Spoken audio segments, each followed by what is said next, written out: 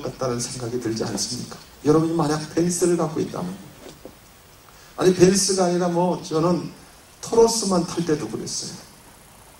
근데 아프리카에서는요, 자전거 잊어버리면 그 마음을 갖더라고요. 자전거도 여기서 파는 좋은 자전거도 아니에요. 옛날에 올라온 거 이렇게 뒤에 짐칸에 있는 거 있죠. 그것도 한국에서 누가 수입해 줬나 봐. 내가 볼 때는 한국에서 제 어렸을 때 봤던 자전거들이 거기 다 있어요. 근데 이 자전거 한 대만 있으면 부자예요, 우리 마을에서. 왜냐하면 자전거가 운송수단이에요. 그래서 그것을 지금으로 얘기하면 한 30원씩 받고 이동시켜줘요. 뒤에 타면 걸어다니는 사람에 비해서 완전히 자가용이에요. 얼마나 행복한지. 그렇지만 이 엉덩이는 좀 아파요. 막 치고 비쁘자. 그래서 이 자전차 한 대만 있으면 그는 거부가 될 확률이 많습니다. 언제 돈만 적습니까? 그래서 자전차 한 대 때문에 살인 나는 거 봤어요. 사람은 그렇습니다. 사람은요, 크고 작은 간에 상관이 없이요, 어떤 것에 자기가 가지고 있으면 교만해지고 주인의식이 있습니다. 사랑하는 여러분, 잊지 마십시오. 겸손한 사람, 마음으로 하나님을 경험한 사람입니다. 마음으로 말씀을 받아들인 사람들입니다. 이런 사람들에게는 은혜가 계속 있습니다. 하나님 앞에 인격과 사역의 순수함을 계속 지켜야 합니다. 또 하나, 지식이 아니라 진리에 대한 사랑을 구해야 합니다. 예언 사역자들의 특징이 뭐냐? 계속해서 더 깊은 지식을 구하는데, 지식은 아무것도 아닙니다. 지식도 중요합니다. 하지만 더 중요한 본질을 구해야 합니다.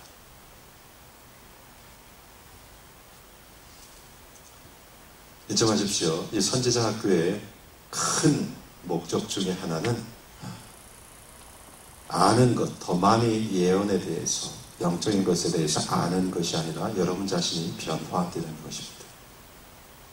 이것이 목적입니다.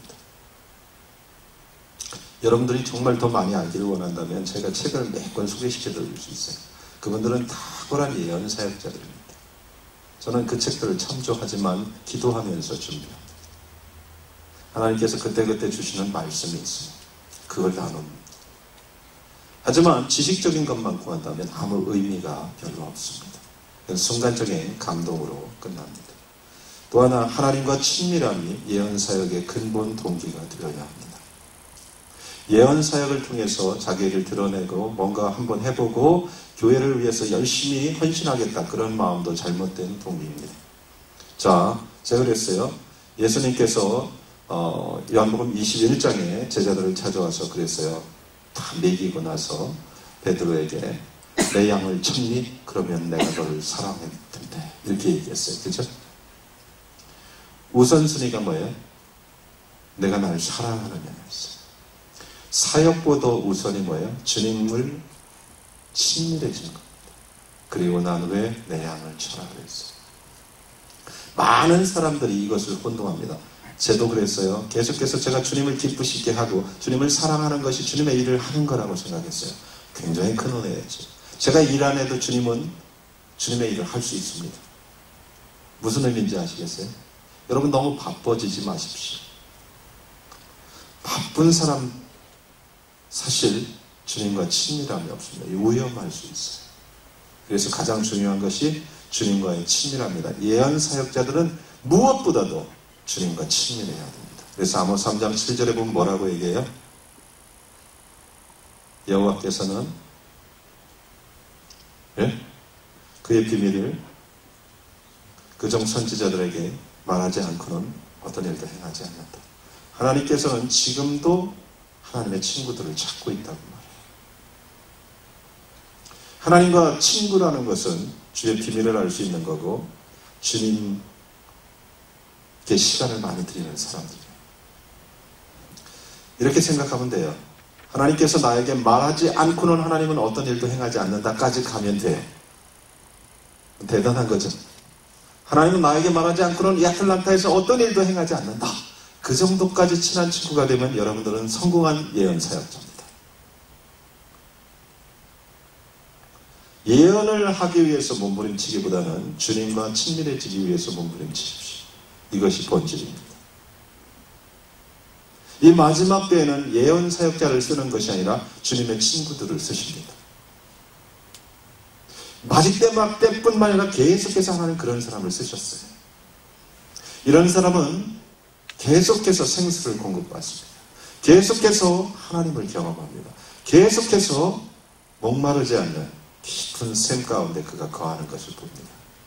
사랑하는 여러분, 제일 중요한 것이 하나님과 가까워지는 것입니다. 우리가 잘 아는 사무엘 선지자가 있습니다. 사무엘 선지자의 특징이 뭐예요? 그의 말이 땅에 하나도 떨어지지 않았다. 그만큼 그는 하나님의 말을 100% 들었다는 거예요. 그죠? 어떤 사람이 말을 했는데 그 사람의 말이 모두 이루어졌어요. 이 사람은 딴 말로 얘기하면 누구예요? 그분과 너무 친밀한 사람 아니에요. 여러분이 저 대신에 교회에게 막 말을 해요. 근데 여러분의 의견이 전혀 들어가 있지 않고 저에게 들은 얘기를 100% 할 수 있다면 저하고 가장 친한 친구 아닙니까? 그죠? 이해가 잘 안 돼요?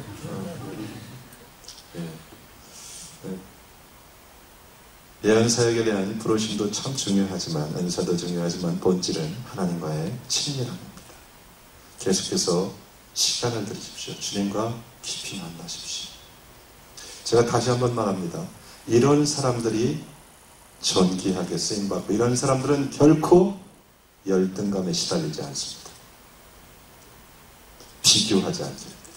결국은 여러분의 미래, 내일은 하나님과의 시간을 얼마나 갖느냐가 결정될 것입니다.